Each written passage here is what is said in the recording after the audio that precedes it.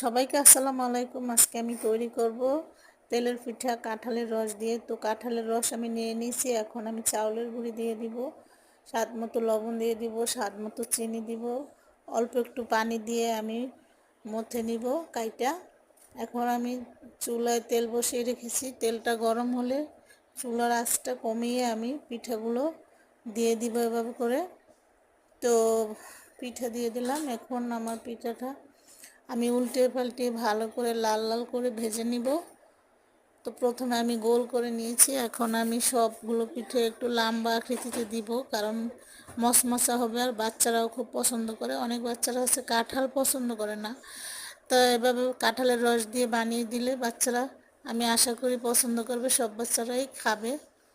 তো আমার সবগুলো পিঠে প্রায় ভাজা হয়ে গেছে। তো আমার ভিডিওটি ভালো লাগলে আমার ইউটিউব চ্যানেলটি সাবস্ক্রাইব করবেন, লাইক